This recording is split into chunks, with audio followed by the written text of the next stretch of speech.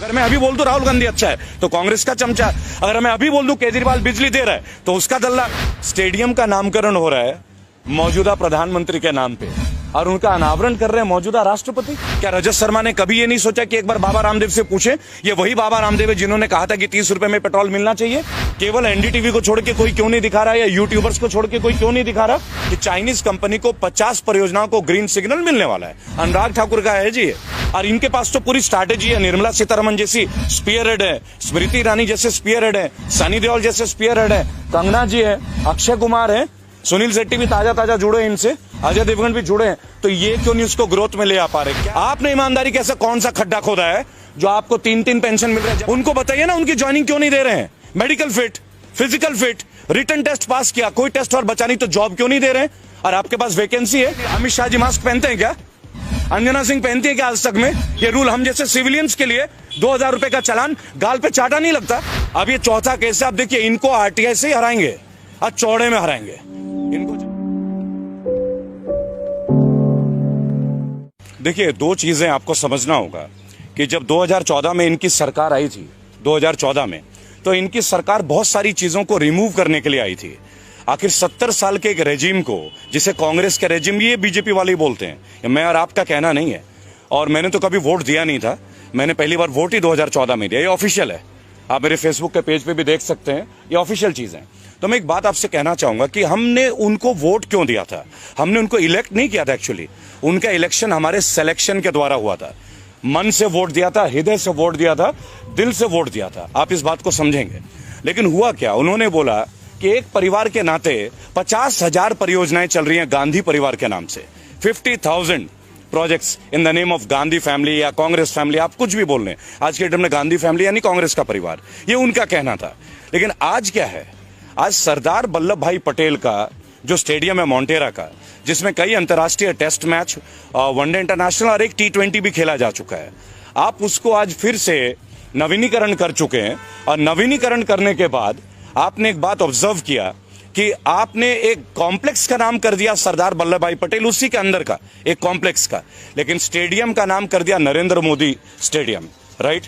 आज देश के एक मौजूदा प्रधानमंत्री, और उससे भी ताज्जुब की बात यह है कि उनका उद्घाटन करते हैं देश के मौजूदा राष्ट्रपति। ये डबल सरप्राइज पैकेज है, क्योंकि एक राष्ट्रपति जो हैं वो प्रथम नागरिक है हमारे राष्ट्र के। आज किसान आंदोलन में 200 से ज्यादा लोगों ने शहादत दी है, 200 से ज्यादा लोगों ने। उनके लिए किसी को समय नहीं मिल रहा है, लेकिन राष्ट्रपति महोदय को इस कोरोना काल में एक स्टेडियम का अनावरण करने का समय मिल रहा है। और आप वो दौर देखिएगा किस तरीके का, मास्क पहन के लोग जा रहे हैं, स्टेडियम का नाम रखा जा रहा है, अंबानी कॉर्नर भी है, अडानी एंड भी है। ये भी आपको बता देना चाहूंगा। एक सवाल लोगों के मन में केवल ये रह गया, 23 तारीख को मैं कलकत्ता था, मुझे पता चला कि माननीय मोदी जी भी कलकत्ता पहुंच रहे हैं, तो मैं शहीद मीनार में था, मेरी वहां कॉन्फ्रेंस थी और नेताजी सुभाष सेना के लोगों ने मुझे इन्वाइट किया था। उन्होंने जाके नेताजी सुभाष चंद्र बोस के बारे में कितनी ही बातें करी। 23 जनवरी, उन्हें जब भी किसी राज्य के कोई नेता की याद आती है ना, वो तुरंत फ्लाइट लेके पहुंच जाते हैं। अगर उनके दिल में सच में ये भक्ति होती है नेताजी सुभाष चंद्र बोस के लिए, या चंद्रशेखर आजाद के लिए, या प्रफुल्ल चाकी के लिए, या अशफाक उल्लाह खान के लिए, किसी भी हमारे शहीद आजम भगत सिंह के लिए, तो क्या ये स्टेडियम उनके नाम में नहीं करना चाहिए था? अगर वो ये करते तो हमें ये लगता कि नहीं, ये राजनीतिज्ञ नहीं है, ये नेशनल लीडर है। नेशनल लीडर, केवल प्राइम मिनिस्टर नहीं है। हमने मोदी जी को as a prime minister selection नहीं किया था, हमने उनको सिलेक्शन किया था एज अ नेशनल लीडर, कि एक साधारण व्यक्ति भी बिना खानदानी पॉलिटिक्स का, बिना पैसेपति, बिना पूंजीपति परिवार के, क्योंकि वो खुद को चाय वाले बताते हैं, राइट, तो वो प्रधानमंत्री बन सकते हैं। क्या फर्क रहा जब 2010 से पहले मायावती जी ने दलित प्रेरणा स्थल में अपना स्टैचू लगाया था, अपनी प्रतिमा लगाई थी। उन्होंने लोगों से आह्वान किया था कि मुझे पूजो, मुझे पूजो, ये कहा था। लेकिन तब यही लोग थे जो विरोध करते थे। आज इनको क्या हो गया भाई? आज अब अपना नाम की पूजा नहीं करा रहे?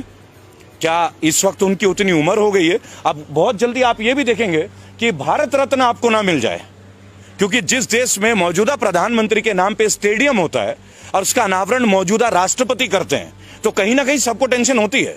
महंगाई पे देखिए, देश के असली मुद्दे इस वक्त स्टेडियम नहीं है। देश का असली मुद्दा अगर आप देखना चाहें, कोई भी नेशनल मीडिया जो हमारी बेसिक मुद्दे उन पे चर्चा नहीं कर रहा है। क्यों ना चर्चा करे महंगाई के ऊपर, क्यों ना चर्चा करे बेरोजगारी के ऊपर? ये वही जगह है जहां हमने प्रोटेस्ट किया था 14 तारीख को। और ये वही जगह है जब 22 तारीख को लाठियां भांजी गई एसएससी जीडी के बच्चों के लिए। क्या दोष है उनका? 50 लाख लोगों ने फॉर्म भरा, 50 लाख लोगों ने। 100 रुपए का फॉर्म था, अरबों रुपए कलेक्शन होते हैं। देश का सबसे बड़ा घोटाला है। कौन कहता है कि सरकार घोटाला नहीं करती? सबसे बड़ा घोटाला है फॉर्म घोटाला। अरबों रुपए कलेक्शन करते हैं आप टेस्ट के नाम पे, फॉर्म के नाम पे। और खुद नित्यानंद राय जो राज्यसभा के मंत्री है वो कहते हैं कि 1.25 लाख वैकेंसी है, तो 54,000 को क्यों ले रहे हो? जिन लोगों ने रिटर्न टेस्ट दे दिया, मेडिकल टेस्ट दे दिया, फिजिकल टेस्ट पास कर दिया और कोई टेस्ट बचा ही नहीं, इसके ऊपर कौन बात करेगा? क्या राष्ट्रपति महोदय को मैं ज्ञापन देने गया था आपकी जानकारी के लिए। 14 तारीख को राष्ट्रपति महोदय का मैंने ज्ञापन दिया है एसएससी जीडी के अभिभावकों के साथ, उनके बच्चों के साथ। मैं स्वयं था।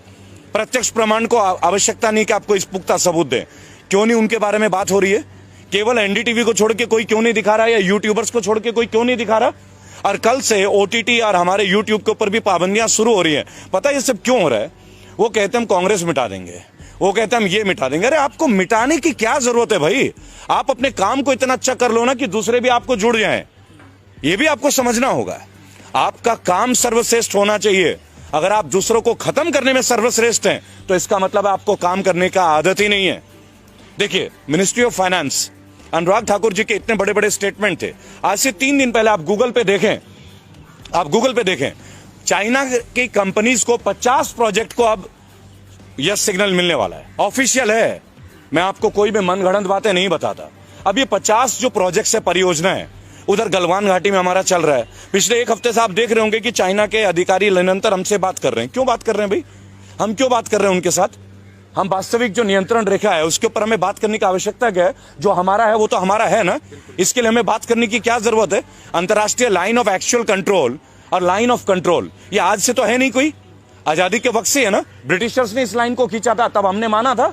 और उसके बाद आप बात कर रहे हैं और फिर अभी बीच में आ रही है 3 दिन पहले कि चाइनीज कंपनी को 50 परियोजनाओं को ग्रीन सिग्नल मिलने वाला है। अनुराग ठाकुर का है जी, आप देख लीजिएगा, टाइम्स ऑफ इंडिया में देख लीजिए, ट्रिब्यून में देख लीजिए। मेरा केवल एक तात्पर्य है इन सब मुद्दों के दौरान कि देश में स्टेडियम का नामकरण हो रहा है मौजूदा प्रधानमंत्री के नाम पे, और उनका अनावरण कर रहे हैं मौजूदा राष्ट्रपति। वो राष्ट्रपति महोदय जिनको 200 लोगों की शहादत पे वक्त नहीं मिल रहा है, वो राष्ट्रपति महोदय जिनको मुरादनगर में एक, आप बोलते हैं कि हम प्राइवेटाइज का विरोध क्यों कर रहे हैं, आपको उदाहरण देंगे कि क्यों हम लोग उदाहरण दे रहे हैं कि आपको सरकारी संपत्ति आप क्यों बेच रहे हैं, उसके ऊपर उदाहरण है। आज से महज 1.5 महीने पहले मुरादनगर में एक परिवार का अंतिम दाह संस्कार था। आप सब यूट्यूबर्स आप परिचित होंगे इस समाचार से, और कई परिवार गए थे उनके अंतिम संस्कार के लिए। और 2 महीने पहले वो शवगृह बन के तैयार हुआ था, उसका जो भवन है, अचानक से छत गिर जाता है और 25 लोगों की अर्थी उठती है उसी शमशान घाट से। 2 महीने पहले कंस्ट्रक्शन, A क्लास कॉन्ट्रैक्टर, और 25 लोगों का जान खोना, और क्या मिलना? 2 लाख रुपए का मुआवजा। 2 लाख। जिस सरकार में सीना चौड़ा करके एक बीजेपी का कार्यकर्ता मिल जाए ना, मैं तो उनके बीच जाता हूं, उनसे एक बात पूछता हूं केवल, आप 5 लाख करोड़ की बात करते हैं कि जीएसटी में आपका कलेक्शन है, और हमारे देश के नागरिकों को 2 लाख रुपए का मुआवजा मृत्यु होने पे, वो भी जिसपे सरकारी रवैये के भुक्तभोगी हैं वो भुक्तभोगी हैं, तो इनके ऊपर कब बात होगी? कब बात होगी इनके ऊपर? इनको 2 लाख क्यों? देश तरक्की कर रहा है। आप ये कह रहे हैं कि देश तरक्की कर रहा है, राइट? अगर देश तरक्की कर रहा है तो देशवासियों से तरक्की होती है ना। देश का तरक्की क्या होता है? भारत की तरक्की क्या है? भारतीयों की तरक्की होती है, भारत की तरक्की। देखिए, मैं एक बात आपको बताना चाहूंगा कि ट्विटर का पर्पस क्या है? जेन्युइन इंफॉर्मेशन को लोगों तक पहुंचाना, अपनी फीलिंग्स को लोगों तक पहुंचाना। नेशनल मीडिया, जिसको अब हम लोग धीरे धीरे गोदी मीडिया के तौर पे जानने लगे हैं, कौन है ये नेशनल मीडिया? ये सारे सैटेलाइट चैनल। आप देखिए, रजत शर्मा जनता की अदालत करते थे। क्या रजत शर्मा ने कभी ये नहीं सोचा कि एक बार बाबा रामदेव से पूछे? ये वही बाबा रामदेव है जिन्होंने कहा था कि 30 रुपए में पेट्रोल मिलना चाहिए। ये वही बाबा रामदेव है जिन्होंने बोला था काला धन वापस आना चाहिए। देखिए, हम मोदी जी के हर चीज के खिलाफ नहीं है, कभी भी नहीं है, और व्यक्तिगत तौर पे तो उनके खिलाफ कभी भी नहीं। हम आज भी मोदी जी बोलते हैं, पूज्य नहीं बोलते, माननीय प्रधानमंत्री है। लेकिन अगर आपकी पॉलिसीज हमें तोड़ती हैं, अगर आपकी पॉलिसीज से लोगों का बेरोजगार का स्केल आउट डाउन हो रहा है, तो क्वेश्चंस तो उठेंगे, सवाल तो उठेंगे। और अगर आप में क्षमता है, आपके मंत्री में क्षमता है, तो आप उन सवालों का हमें जवाब दे दें। आप हमें जवाब दे दीजिए, हम संतुष्ट हो जाएंगे। आप हमारे सवालों का जवाब नहीं दे रहे, आप आरटीआई का जवाब नहीं दे रहे। जो आरटीआई, देखिए सबसे बड़ी बात क्या है, हमारे पास एक पावर था, राइट टू इंफॉर्मेशन। मैं खुद एक आरटीआई एक्टिविस्ट हूं। आज आरटीआई के जवाब मुड़ के नहीं आते, मुड़ के नहीं आते। क्यों नहीं आते भाई? ये किस तरह का गवर्नेंस है जहां आरटीआई के जवाब हमें नहीं मिलते? आप कैसे जानेंगे कि एसएससी जीडी, ये जो 1.25 लाख लोग हैं, physically fit, medically fit, written test pass, और कोई एग्जाम नहीं है। 3 इयर्स पहले इनका टेस्ट हुआ 2018 में। इसी तरह लोको पायलट के बच्चे इंतजार कर रहे हैं, 10,000 से ज्यादा बच्चे। यूपी पुलिस की भर्तियों के लिए निको पार्क लखनऊ, जहां मैं अब जाने वाला हूं, वहां लाठियां मिल रही है।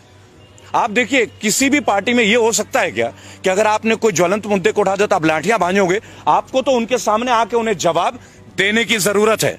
सेटिस्फाई कीजिए, यूथ को सेटिस्फाई कीजिए। आप एक बात बताइए, यूथ क्रिमिनल कैसे बनते हैं? आज की डेट में भारत में सबसे ज्यादा पढ़े लिखे लोग जो हैं वो बेरोजगार है, और वो केवल इस भाजपा शासन की देन नहीं है, ऑब्वियसली कांग्रेस की भी देन बहुत बड़ी रही है। लेकिन what about the change? What about the change? इसीलिए तो हम इनको लेके आए थे ना। और कितने साल, और कितने साल भाई? 7 साल होने को आए ना। 1 साल में आपको एक वैकेंसी तो देनी पड़ेगी ना, कोई एक सेक्शन में। और ये तो तब है जब उसी ब्रांच में सीट वेकेंट है, पैरामिलिट्री फोर्सेस की पोस्ट वेकेंट है।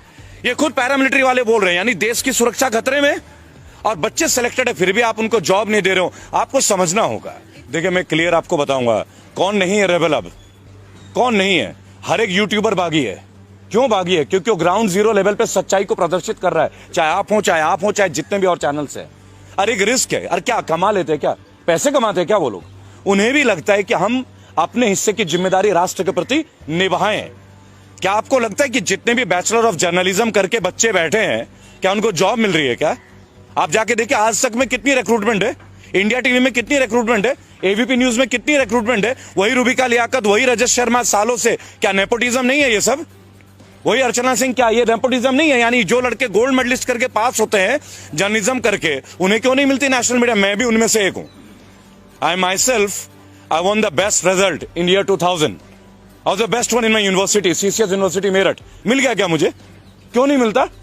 उसके लिए आप क्या बोलेंगे कि आपने अच्छी मेहनत नहीं की? लेकिन हमें अपने हिस्से का वो जॉब नहीं चाहिए, लेकिन हमें अपने हिस्से का सम्मान तो चाहिए ना। और जो युवक आज डिपेंडेंट है, जिनका परिवार उन पर डिपेंडेंट है, देखिए लोग एमबीए कर रहे हैं, बीटेक कर रहे हैं, लोग पैसे ले रहे हैं, कर्ज ले रहे हैं, माँ बाप जमीनें बेच रहे, को जेवर बेच रहा है, बेटियों की शादियां रुक रही है कि पहले पढ़ ले, ये भाई नौकरी में लग जाएगा तो लोन लेके इनकी शादी ब्याह। ये भी एक ट्रेंड है भारत की, ये वास्तविकता। ये नहीं कि आज मोदी काल में हो गया, पहले से भी थी। लेकिन ये सबसे निम्न वर्ग का एक रिजल्ट है कि आप लगा लीजिए, हम पहले देश बन गए जिसने तमाम सरकारी एसेट बेचने शुरू कर दिए, और वो भी वो सरकारी एसेट जो प्रॉफिटेबल है। मसलन ONGC, we are in profit, LIC, we are in profit, बराबर। अब ये रेलवेज को बता रहे हैं प्राइवेट और रेलवेज घाटे में। तो मुझे एक बात बता दीजिए, लालू प्रसाद यादव एक करप्टेड नेता, ये इनका कहना, और जेल में होंगे, भाई सजा मिली है, लेकिन 2005 में वो रेलवे मंत्री थे, रेल मंत्री, और 20,000 करोड़ का मुनाफा था 1 साल के अंदर। तो क्या पॉलिसी थी वो? और इनके पास तो पूरी स्ट्रैटेजी है। निर्मला सीतारमण जैसी स्पीयर हेड है, स्मृति ईरानी जैसे स्पीयर हेड है, सनी देओल जैसे स्पीयर हेड है, कंगना जी है, अक्षय कुमार है, सुनील शेट्टी भी ताजा जुड़े हैं इनसे, अजय देवगन भी जुड़े हैं। तो ये क्यों नहीं उसको ग्रोथ में ले आ पा रहे? क्या आप एक बात बताएं, क्या अपने चीजों को प्राइवेट करके हम मजबूत होते हैं क्या? वो कहते हैं सरकारी लोग काम नहीं करते, तो ये तरीका है, आप विभाग ही खत्म कर दोगे तो एक काम करो, मंत्री भी प्राइवेट कर लेते हैं। आप भी तो सरकार का रिप्रेजेंटेशन कर रहे हो ना, क्यों लेते हो पेंशन? पिछले 6 साल में 3 बार माननीयों की तनख्वाह बढ़ी है। मैंने अभी यशपाल आर्या, जो कि उत्तराखंड के कद्दावर नेता हैं बीजेपी के, मैंने उनसे एक बात पूछा कि भाई साहब, आपके ड्यूटी में जो आईपीएस है ये बेईमान है क्या? ये पुलिस वाला हरामखोर है क्या जो इसको पेंशन नहीं मिलती? आपने ईमानदारी कैसे, कौन सा खड्डा खोदा है जो आपको 3-3 पेंशन मिल रहा है? जब आप पार्षद थे तब 1, एमएलए थे तब 2, एमपी बने 3 और मंत्री बने 4। यानी आईपीएस के लिए जो 10 साल रगड़ रहा है अपना, दिल्ली में आके कोचिंग ले रहा है, घर से पैसे भीख मांग के ला रहा है, वो ईमानदार नहीं है। और आप जो व्हाइट कुर्ता पजामा पहनते हो, आप ईमानदारी का ठंगा लेके, और आपके घर का हर आदमी बीएमडब्ल्यू और फॉर्च्यूनर के नीचे घूमता नहीं है। आप बता दीजिए, मोदी जी के काल में सैलरी बढ़ी नहीं है क्या? क्यों बढ़ी हुई सैलरी? अगर आप ईमानदारी का परिचय देते, घटाइए ना, एनपीएस उन पे भी लागू कीजिए, पेंशन बंद कर दीजिए। हम आपके साथ खिलाफ नहीं है, सख्त आपकी विचारधारा को समर्थन करेंगे, लेकिन एक कंडीशन है। 5 सवाल है, देखिए आप लोग इतने सवाल पूछते हैं ना, 5 क्वेश्चन पे हमारे साथ आके डिबेट पे आ जाइए, ओनली 5 क्वेश्चन। पहली बात, एम्प्लॉयमेंट के ऊपर बात करते हैं। फर्स्ट, एम्प्लॉयमेंट के ऊपर बात कर लेते हैं, केवल एम्प्लॉयमेंट पे आपने लास्ट 6.5 ईयर्स में जो आपके केंद्र शासित प्रदेश हैं, 15 साल रहे आप मध्य प्रदेश में, छत्तीसगढ़ रहे 10 साल से ऊपर, बराबर।